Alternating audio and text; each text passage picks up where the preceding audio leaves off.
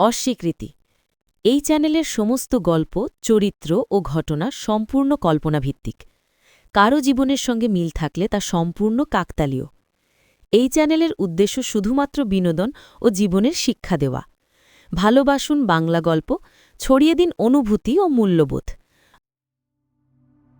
একটা ছোট্ট শহর কৃষ্ণনগর। ধুলোমাঠা রাস্তা, পুরনো আমগাছের ছায়া আর নদীর ধারে সন্ধ্যায় বসে থাকা মানুষেরা।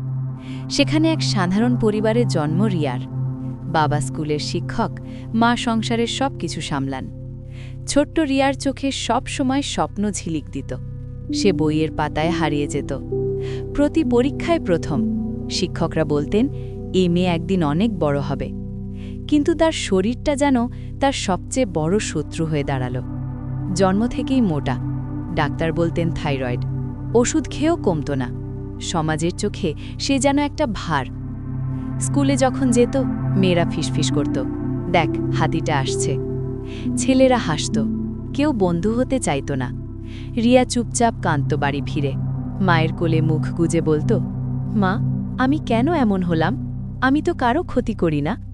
মা চোখ মুছে বলতেন, বেটি তুই শোনা, একদিন সবাই বুঝবে। কিন্তু রিয়ার ছোট্ট মন বুঝত না কেন তার চেহারার জন্য এত কষ্ট। শুধু একজন ছিল, সুপ্রিয়া।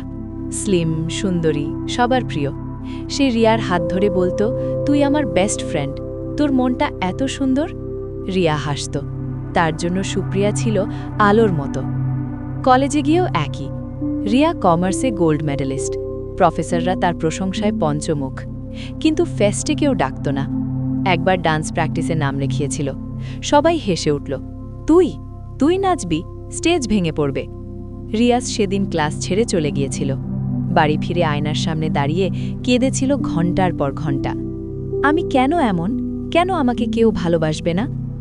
গ্র্যাজুয়েশনের পর চাকরির খোঁজ, প্রথম বড় কোম্পানির ইন্টারভিউ।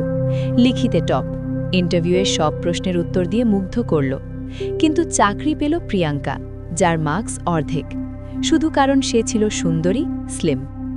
রিয়া বাড়ি ফিরে প্রথমবার ভেঙে পড়ল। বাবার কাছে গিয়ে বলল, বাবা, আমার যোগ্যতা কি কোনো দাম নেই?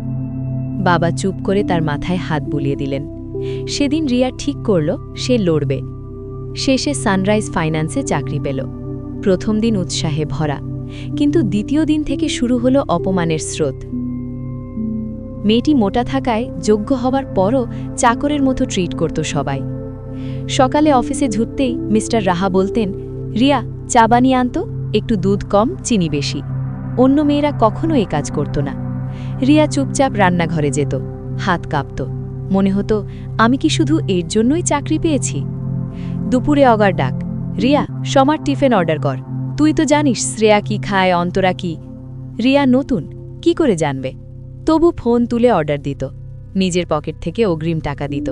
কেউ থ্যাংক ইউ বলতো না। শ্রেয়া, অন্তরা, পূজা সবাই সুন্দরী। তারা ক্লায়েন্টের সামনে যেত, হাসত, প্রেজেন্টেশন দিত। মিস্টার রাহা বলতেন, তোমরা কোম্পানির মুখ। রিয়াকে বলতেন, তুমি ব্যাক অফিসে থাকো, ফাইল সাজাও, কপি করো। রিয়া রাতে বাড়ি ফিরে ডায়েরিতে লিখত, আমি কি সত্যি এত অযোগ্য, নাকি আমার শরীরই আমার অপরাধ? একদিন বড় ক্লায়েন্ট এলো। শ্রেয়া প্রেজেন্টেশন দিচ্ছিল। হঠাৎ একটা ফিগার ভুল। ক্লায়েন্ট চিৎকার করলেন, তুই তো চা বানানো মেয়ে। কিন্তু রিয়া ছাড়ল না। 10 মিনিটে ভুলটা ধরে ফেলল। শান্ত গলায় বোঝালো। ক্লায়েন্টের চোখে বিস্ময়, এই মেয়েটি কে? অসাধারণ। প্রজেক্ট বেঁচে গেল। কিন্তু পরের দিন আবার, রিয়া, চা আনতো। সেদিন রিয়া বাথরুমে গিয়ে কাঁদল। আয়নায় নিজেকে দেখে বলল, তুই এত কষ্ট সহ্য করছিস কেন? ছেড়ে দে। কিন্তু মনে একটা কণ্ঠস্বর বলল, না, প্রমাণ কর। এরপর এলো সবচেয়ে বড় সংকট, বার্ষিক অডিট। অডিটররা লাখ লাখ টাকার অমিল ধরল। মিস্টার রাহা চিৎকার করছেন, সবাই ভয় কাঁপছে। রিয়া বলল, স্যার, আমাকে একটা সুযোগ দিন। সবাই হাসল, তোর সাহস তো কম নয়। রিয়া রাত দিন এক করল, ঘুমোল না, খেল না। পুরনো ফাইলের পর ফাইল খুঁজল, চোখ লাল, হাত কাঁপছে। কিন্তু সে পেল সব ভুল, আর পেল একটা বড় ফ্রড। একজন সিনিয়র কর্মী টাকা চুরি করছিল। রিয়া প্রমাণসহ রিপোর্ট দিল। অডিট পাস, কোম্পানি বাঁচল। সেই কর্মী ধরা পড়ল। সেদিন অফিসে সবাই চুপ। মিস্টার রাহা রিয়াকে ডেকে বললেন, রিয়া, আমি ভুল করেছি, তুমি ছাড়া এই কোম্পানি চলবে না। তারপর সবাইকে জড়ো করে ঘোষণা করলেন, আজ থেকে রিয়া আমাদের হেড অ্যাকাউন্টেন্ট। শ্রেয়া এসে রিয়ার হাত ধরে কাঁদতে লাগল। সরি রিয়া, আমরা তোকে এত কষ্ট দিয়েছি। অন্তরা, পূজা সবাই ক্ষমা চাইল। রিয়ার চোখে জল। সে বলল, আমি কখনো তোমাদের দোষ দিইনি, আমি শুধু নিজেকে প্রমাণ করতে চেয়েছি।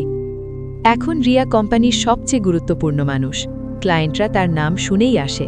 সে নতুন মেয়েদের বলে, চেহারা নয়, মনের জোরই সব।